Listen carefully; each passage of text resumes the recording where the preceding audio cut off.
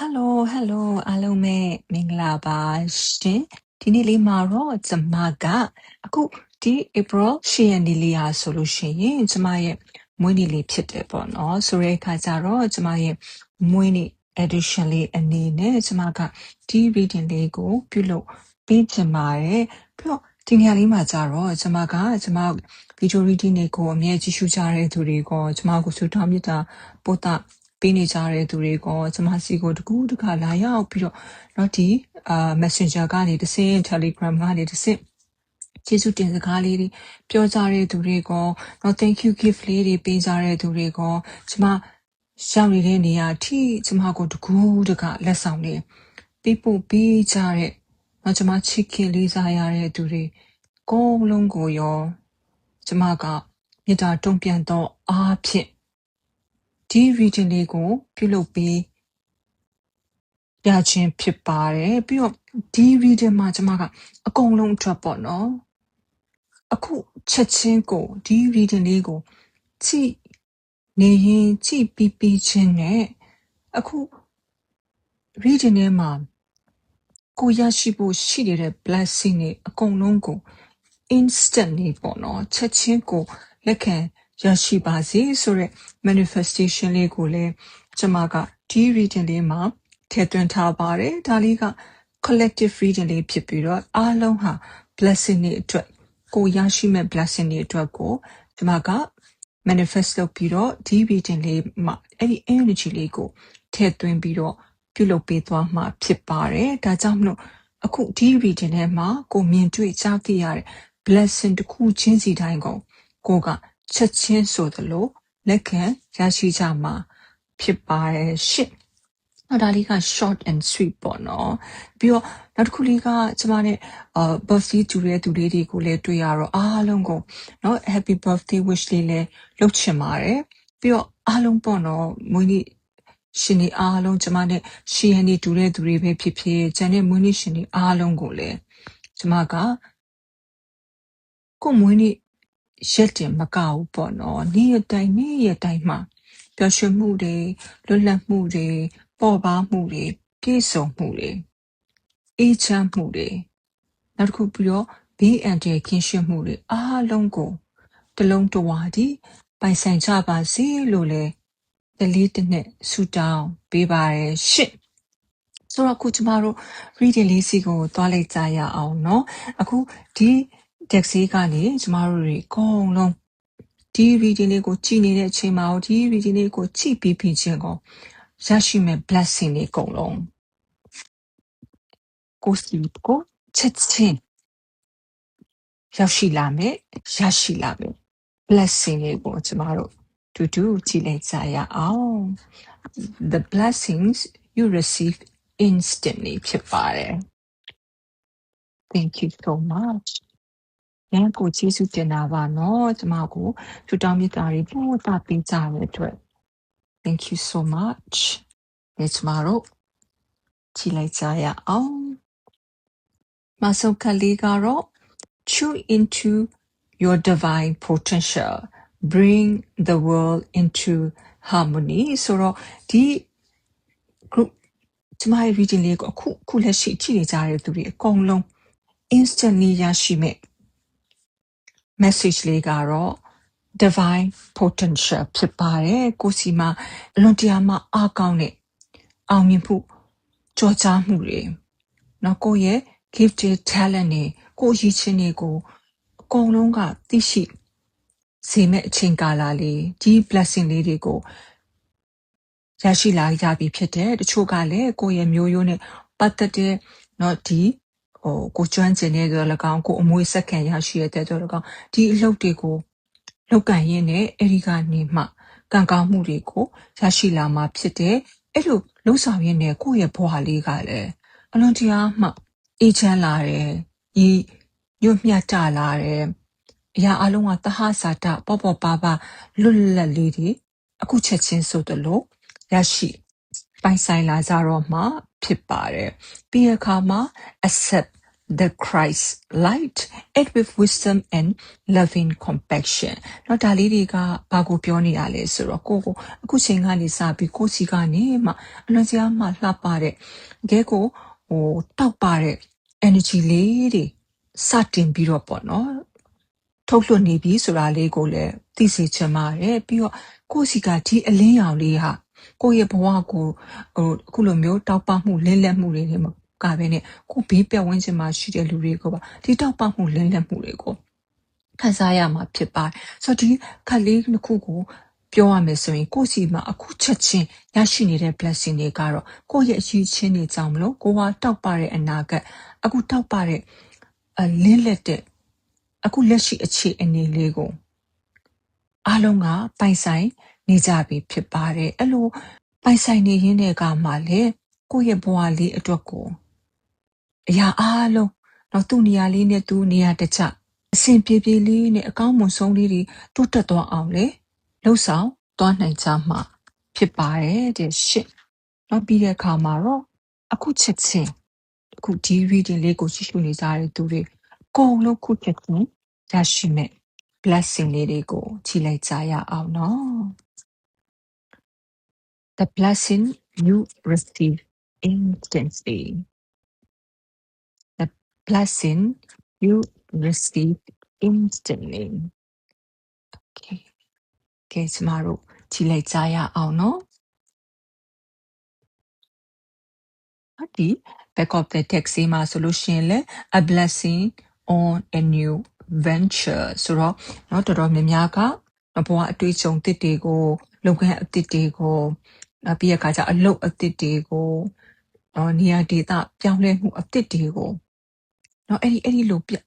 အသစ်တော်အရာတွေအတွက်ကိုလည်းကံကောင်းမှုတွေရရှိလို့နေပြီဖြစ်ပါတယ်ရှင့် a blessing for healing of injuries and illness ဆိုတော့အခုချက်ချင်းနော်ရရှိမဲ့ blessing လေးကတော့ကိုယ်မှာဖြစ်ပေါ်နေတဲ့ယောဂလေးတွေထိခိုက်ဒဏ်ရာရမှုလေးတွေနာကျင်ကြေကွဲရမှုတွေအားလုံးတွေနော်နေမကောင်းမှုဖြစ်နေရလေးတွေကိုယ့်ရဲ့နော် energy မှာပေါ်နေတာလေးတွေ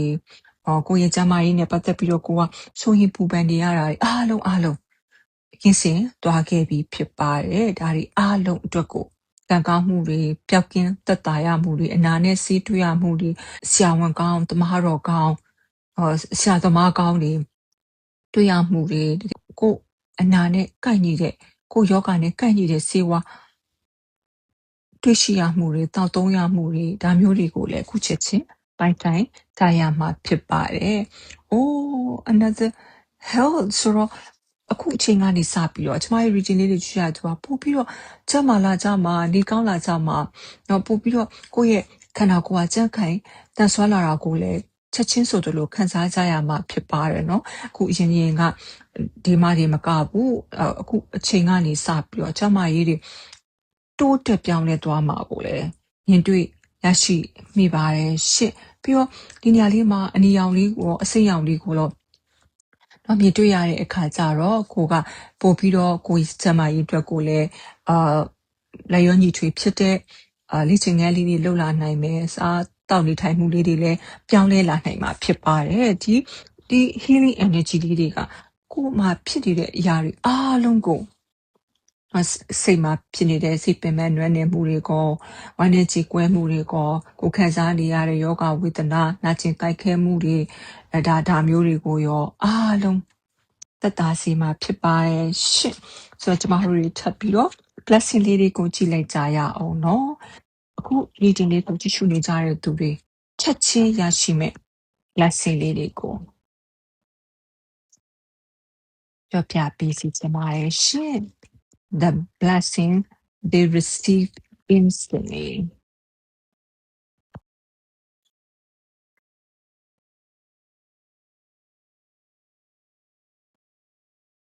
Cleanse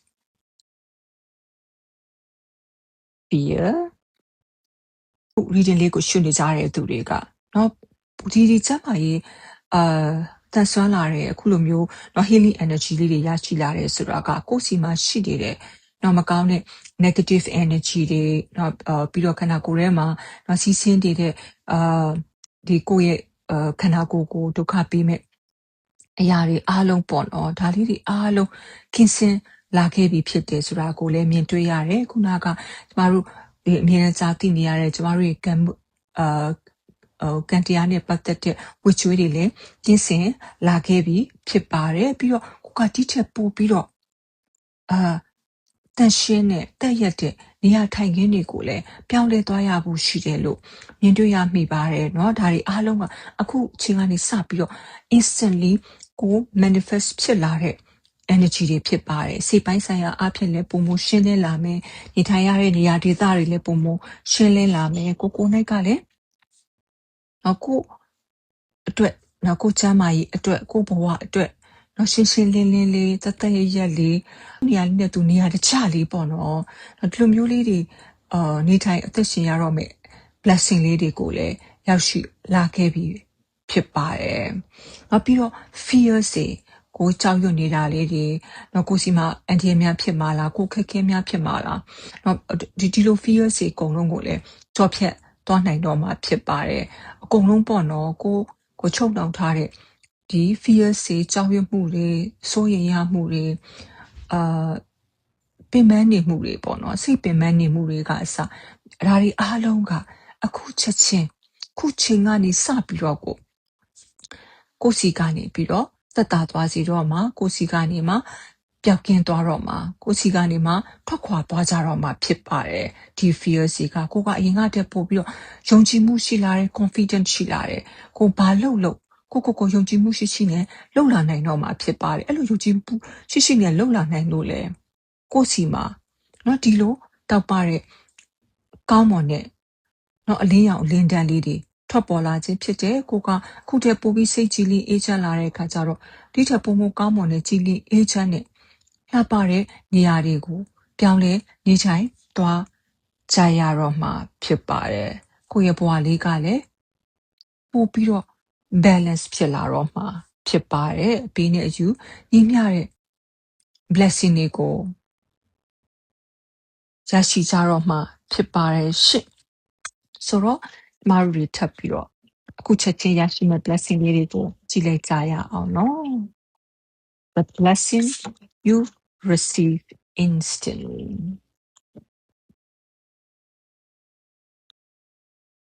The blessing you receive instantly Impatient It takes time to build an empire. Your desire for instant result can hinder your ability to make good decision. You know ကိုကစိတ်မရှိလက်မရှိဖြစ်နေတာတွေကိုလုံးနေတဲ့အရာတွေမှာတော့အချိုးမြက်လေးတွေမမြင်ရသေးလို့ကိုမှအားမလို့အားမြတ်ဖြစ်နေတာတွေနည်းနည်းလေးစိတ်တက်ကြနေရတယ်ဒါတွေအားလုံးကအခုချက်ချင်းတက်တာသွားစီမှာဖြစ်ပါတယ်နော်ပြောရမယ်ဆိုလို့ရှိရင်ဒါလေးကကိုပို့ပြီးတော့စိတ်ရှိတတ်အောင်တီးခံတတ်အောင်သင်ကြားပေးခြင်းလည်းဖြစ်တယ်လို့ဒီလိုစိတ်ရှိတီးခံတတ်မှုကနေမှရရှိလာတဲ့အချိုးအမြတ်တွေကကြီးပါတယ်ဆိုတာကိုပြသခြင်းနဲ့အတွက်ကြောင့်မလို့လည်းဖြစ်ပါတယ်အခုချိန်ကနေစတင်ပြီးတော့ကိုဟိုအရင်ကတည်းကဒီအချိန်นี้အထိနောက်တစ်ဖြည်းဖြည်းချင်းလေး result လေးတွေတွေ့ရနိုး result လေးတွေတွေ့ရနိုးနောက်ကိုတွေ့ကျင်တဲ့ result လည်းမရဘူးစသဖြင့်ပေါ့နော်ဒီလိုလုပ်လာတဲ့အရာတွေကအချိုးမြတ်တွေကိုလက်ခံရရှိကြတော့မှဖြစ်ပါတယ်ရှင့်ပြီးတဲ့အခါမှာ entitlement Why do you believe that you deserve benefits and privilege that you haven't earned or worked for? နော်ဒါလေးကဘာကိုပြောတာလဲဆိုလို့ရှိရင်အခုချိန်ကပြီးတော့ဒီမှာခီးလေးတွေကိုလည်းကျမမြင်တွေ့ရတယ်ပေါ့နော်နော်ဒါလေးတွေကဘာကိုပြောနေရလဲဆိုတဲ့အခါကျတော့အရင်တုန်းကကိုယ့်စီမှာပိတ်ဆို့နေတဲ့အခွင့်အလမ်းတကားတွေဒီရပိုင်ခွင့်တွေနော်ဒါတွေအားလုံးကိုကဖွင့်လှစ်နိုင်တဲ့သူတယောက်ဖြစ်လာခဲ့ပြီဆိုတာကိုပြောခြင်းဖြစ်ပါတယ်ခုနကဒီ impatient မှာပြောသလိုပဲကိုစူးစမ်းပန်းစားလုပ်နေတဲ့အရာတွေအချိုးမြတ်ကမရရှိရွေတော်၎င်းဒါမှမဟုတ်ရှင်ဒီလိုလုပ်နေရခြင်းအပေါ်မှာနော်ကိုအနေနဲ့ကရရှိလာမဲ့တော့ဟိုအချိုးမြတ်ကိုမျှော်ကိုပြီးတော့ဆိုတော့ဘလို့ အနေထားမျိုးတွေပဲကိုကအလုပ်တွေကိုလှုပ်လို့ပေါ့နော်ဒီ impatient ဒီ entitlement ကအခုချိန်ကနေစပြီးတော့နော်ကိုတကယ်နော်စိတ်ပါလက်ပါစူးစားတဲ့အရာတွေအားလုံးကမိမရပိုင်ခွင့်နဲ့အချိုးကျေးဇူးတွေကိုမြင်တွေ့ရတော့မှဖြစ်ပါတယ်နော်ဒါလေးကိုလေကိုယုံကြည်စေချင်ပါတယ်တနေ့လောက်ကိုမလုပ်ခဲ့ရရကိုမဖြစ်ခဲ့တဲ့အရာတွေပေါ်မှာနော်အာယုံစိုက်เสียမလိုဘူးကိုလုပ်ခဲ့တဲ့အရာတွေပေါ်မှာကိုတကယ်စူးစမ်းခဲ့တဲ့အရာတွေပေါ်မှာဒီအခုအရေးတကားလေးတွေပွင့်လာခဲ့ပြီဆိုတာကိုသိစေခြင်းဖြစ်ပါတယ်ရှစ်နောက်ပြီးတဲ့အခါမှာတော့ကျမတို့တွေထပ်ပြီးတော့ခုဒီမှာဖြစ်ခြင်းရရှိလာမယ် blessing လေးတွေကိုကြည့်လိုက်ကြရအောင်နော် the blessing you receive instantly ကိုစီမှာအခုချက်ချင်းရရှိလာမယ် blessing လေးတွေဖြစ်ပါတယ် look at that the magician angel of magic နော်ခုချိန်ကနေစပြီးတော့နော်ဒီဗီဒီယိုလေးကိုရှုနေကြတဲ့တူတယောက်ချင်းစီတိုင်းဟာကိုစီမှာဒီ magician energy ကအားကောင်းလာခဲ့ပြီဖြစ်တယ်ကိုစီမှာရှိနေတဲ့ resource တွေကိုအပြည့်အဝသုံးချပြီးတော့ကိုကအောင်မြင်မဲ့သူတယောက်ဖြစ်ကိုရောက်ရှိလာခဲ့ပြီဖြစ်တယ်ကိုရဲ့ manifestation power တွေကအားကောင်းလာခဲ့ပြီဖြစ်တယ်ဒါကြောင့်မလို့ခုချိန်ကနေစပြီးကိုဆူတောင်းတာလေးတွေကိုလှုပ်ခဲ့တာတွေကအဲ့ဒီကအကျိုးကျေးဇူးတွေအခုချက်ချင်းရရှိတော့မယ်လို့ပြောခြင်းဖြစ်ပါတယ်เนาะကိုယ့်ရဲ့ business နဲ့ပတ်သက်ပြီးတော့ပဲဖြစ်ကိုယ့်ရဲ့ communication နဲ့ပတ်သက်ပြီးတော့ပဲဖြစ်ကိုယ့်ရဲ့ practical skill တွေနဲ့ပတ်သက်ပြီးတော့ပဲဖြစ်ကိုယ့်ရဲ့ခုနကပြောတဲ့ကိုယ့် self confidence တွေအားလုံးเนาะခုချိန်ကနေစတင်ပြီးတော့ကိုဖြစ်ချင်တဲ့အတိုင်းကိုဆူတောင်းထားတဲ့အတိုင်းလေးတွေเนาะအဲ့ဒီကနေမှကံကောင်းမှုတွေကိုရရှိလာကြတော့မှဖြစ်ပါတယ် another major cut again not angel of courage ဒါတွေကအခုကိုစူးစမ်းခဲ့တဲ့အရာတွေကိုပြောနေခြင်းဖြစ်တယ်ကိုလုပ်ခဲ့တဲ့အရာတွေကိုပြောနေခြင်းဖြစ်ပါတယ်เนาะဒီ strength cut တွေဆိုလို့ရှိရင်လေကိုဘလို့မှအရှုံးမပေးဘဲနဲ့ကိုဘလို့မှဒီနောက်မဆုတ်ဖဲနဲ့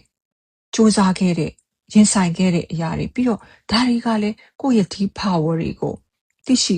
စေတာပဲလေနော်ဒီ courage ကိုရရှိဖို့ဆိုတာတော်ရုံတန်ရုံစူးစမ်းမှုနဲ့နော်တတိနဲ့မရရှိနိုင်ပါဘူးခုချိန်ကနေစပြီးတော့ကိုယ့်ရဲ့ life ကကိုယ့်ရဲ့ control အောက်ကိုပြန်လဲပြီးတော့ရောက်ရှိလာခဲ့ပြီဖြစ်ပါတယ်ဒီပုံလေးအတိုင်းပဲပေါ့နော်ဘလို့စိန်ခေါ်မှုမျိုးကိုမဆိုကိုကကြော်ဖြတ်နိုင်ခဲ့တဲ့သူဖြစ်တယ်လို့နောက်မှာဘလို့စိန်ခေါ်မှုမျိုးကိုပဲကြုံတွေ့ကိုအတွက်ကလွယ်ကူလျင်မြန်စွာဖြတ်တန်းနိုင်မှာအားလုံးကိုအဆင်ပြေအောင်ကိုလိုချင်တဲ့ result ရအောင်ဘာလို့ဆို magician နဲ့ strength ကိုမြင်တွေ့လိုက်တဲ့ကတော့ဘလို့အရာမျိုးကိုမဆိုကိုလိုချင်နေတဲ့အနေအထားမျိုးဖြစ်သွားအောင်ကိုကလုပ်နိုင်တဲ့သူချင်တဲ့ result ရရှိအောင်ပြောင်းလဲနိုင်တဲ့သူတွေဖြစ်ကိုရရှိလာခဲ့ကြပြီဖြစ်ပါတယ်ပြီးတော့အဲ့ဒါကြောင့်မို့လဲကို့မှာပျော်ရွှင်ရတယ်လေနော်ကိုလုံနိုင်တဲ့အခါမှာကိုပီတိဖြစ်တယ်ဒီလောက်ထိကိုဖြတ်တန်းနိုင်ခဲ့တဲ့ပုံမှာဒီလောက်ထိကိုလုံနိုင်ခဲ့တဲ့ပုံမှာလဲပြီးတော့အခုလိုလုံနိုင်လို့ကိုကအောင်မြင်လာခဲ့တာလေနော်ဒါကြောင့်မလို့ကိုစူးစမ်းတဲ့ဟာတွေကအလဟတ်မဖြစ်ဘူးအောင်မြင်မှုကိုပြီးတယ်ဆိုတာတွေကိုလည်းအခုချက်ချင်းဆိုသလိုပဲမြင်တွေ့လာကြရမှာဖြစ်ပါတယ်ဘလို့ပဲကိုမှ responsibility တွေရှိဒါတွေအားလုံးက major ခတ်တီဖြစ်တဲ့အတွက်ကြောင့်မလို့ဘဝမှာတော့ကိုအောင်မြင်မှုအတွက်ကိုလုပ်နေတဲ့ project လေးတွေအဆင်ပြေဖို့အတွက်ကတော့ကိုမှတာဝန်ကိုတရားလေးတွေရှိတာပေါ့နော်အဲ့ဒီတာဝန်ကိုတရားတွေကိုကိုကမငြင်းညူပဲနဲ့အခုမှတခါလေးအားမရှိဘူးဆိုရင်တော့မှစူးစမ်းပြီးတော့လုပ်ခဲ့တာတွေရဲ့ကံကောင်းမှုတွေကိုအခုချက်ချင်းဆိုတယ်လို့မြင်တွေ့ကြရတော့မှဖြစ်ပါတယ်နောက်ပြီးတဲ့အခါမှာတော့ nine of wands ဒါတွေကခုနကပြောတဲ့ကိုယ့်ရဲ့ determination ကိုယ့်ရဲ့ရည်မှန်းချက်ဦးတည်ချက် ကိုယ့်ရဲ့ဆွဲကိုယ့်ရဲ့လုံးလအလျှော့မပေးတဲ့စိတ်ဒါတွေအားလုံးကအခုလို့ဒီ blessing တွေကိုရရှိစေခြင်းဖြစ်ပါတယ်เนาะမတို့ထပ်ပြီးတော့ message လေးတွေကိုယူလိုက်ကြရအောင် Three of Pentacle အဲ့ဒီအတွက်ကိုနဲ့ပူပေါင်းဆောင်ရွက်မဲ့သူတွေရလာမယ်ငွေကြေးပိုင်းဆိုင်ရာအပြင်ကူညီပေးမဲ့သူတွေ invest လုပ်မဲ့သူတွေsupport လုပ်ပေးမဲ့သူတွေကိုရောက်ရှိလာမယ်ကိုလုပ်ချင်နေတဲ့ project တွေကိုသွားချင်နေတဲ့လမ်းကြောင်းလေးတွေကိုအစပြုချင်နေတဲ့ဒါမှမဟုတ်လို့ရှင်လေတိုးချဲ့ချင်နေတဲ့ business တွေအတွက်ကိုအခုချက်ချင်းဆိုတယ်လို့เนาะအကောင့်ထဲပေါ်လာနိုင်မယ်အဲ့အတွက်လိုအပ်တဲ့ငွေကြေးတွေနဲ့ပတ်သက်တာတွေအကြံဉာဏ်တွေကိုလည်းပေးမဲ့သူတွေရရှိလာမှာဖြစ်တယ်။နောက်ပြီးတဲ့အခါမှာတော့နောက် the Knight of Cups နော် Knight of Cups ကဆိုခုနပြောသူ offer တွေပေါ့နော်ကျမတို့အတွက်ကိုဒီသတင်းစကားလေးတွေနော်ကောင်းမွန်တဲ့သတင်းစကားလေးတွေအလုံးနဲ့ပတ်သက်ပြီးတော့ပဲဖြစ်ဖြစ်နောက်တစ်ခုကနော် spiritual ဘိုင်းနဲ့ပတ်သက်ပြီးတော့ပဲဖြစ်ဖြစ် message လေးတွေရရှိလာရဖို့ရရှိပါတယ်ပြီးတော့ဒါတွေအားလုံးကနော်ကိုအခုလက်ရှိရရှိနေတဲ့ကံကောင်းမှုတွေအဆင်ပြေမှုတွေဒီငွေကြေးပိုင်းဆိုင်ရာတွေအားလုံးကတဖြည်းဖြည်းချင်းနဲ့ကိုအားကောင်းလာမှာဖြစ်တယ်။နော် Knight of Cups က offer ပေးတဲ့ cup တစ်ခုလေဖြစ်တဲ့ပြင်မှာကိုသူဟာကိုကပူပြီးတော့နော် emotional ဘိုင်းအားဖြင့်လည်းပူပြီးတော့သူက stable ဖြစ်လာတယ်။အဲ့လို stable ဖြစ်လာတဲ့အခါကျတော့ခုနကကိုလှုပ်တဲ့အရာတွေပေါ်မှာကိုအစ်လှုပ်ချင်တဲ့အရာတွေပေါ်မှာကိုကတိတိကျကျလေး focus လုပ်လာနိုင်တယ်။ကိုအောင်မြင်မှုလမ်းကြောင်းတွေကိုကပို့ပြီးတော့ focus လုပ်လာနိုင်တယ်။ကိုဘယ်ကိုသွားတင်နေဆိုတော့ကိုပိုရှင်းရှင်းလင်းလင်းသိလာတယ်။အဲ့ဒီကနေမှလည်းအောင်မြင်မှုတွေရရှိလာတယ်။ဘပုလေးထုတယ်လို့ပဲပေါ့။နော်တစ်သားတုံးကြီးပဲလေအစာပိုင်းကဒါပေမဲ့တဖြည်းဖြည်းချင်းနဲ့အဲ့တစ်သားတုံးလေးကိုလိုချင်တဲ့ပုံစံလေးကိုထွေးအချိန်လေးတွေပေးရတယ်တောင်းဝတရားလေးတွေရှိတယ်။နော်အချမ်းဉာဏ်လေးတွေယူရတယ်လေးလာစီးပူးကမှုလေးတွေရှိတယ်ဒါပေမဲ့အဲ့ဒါလေးတွေအကုန်လုံးပူပေါင်းပြီးတော့နောက်တစ်ခုကကို့မှာလည်းကိုပါကို inner wisdom လေးတွေရှိတယ်နော်ဒါလေးတွေနဲ့အားလုံးပူပေါင်းပြီးတော့ကိုကထုစစ်လိုက်တဲ့အခါမှာအလွန်တရာမှလှပတဲ့ပပူလေးဖြစ်လာသလိုပဲပေါ့နော်ဒီလို blessing လေးတွေကိုမာကအခုချိနေကြတဲ့သူတွေတူးကြောက်ချင်းစီတိုင်းမှာမြင်တွေ့နေမိပါတယ်ပြီးတော့ဒီ back of the text မှာလည်း angel of success look at that ဒီ reading လေးကိုကြည့်ရှုနေတဲ့တူးကြောက်ချင်းစီတိုင်းကသူတို့ရဲ့ဘဝမှာအောင်မြင်မှုတွေကိုတကယ်ကိုအပြည့်အဝပိုင်ဆိုင်ကြရတော့မှာဖြစ်ပါတယ်ပြီးတော့ဒီအောင်မြင်မှုကကိုယ့်ရဲ့ဂုဏ်သတင်းလေးတွေဟာ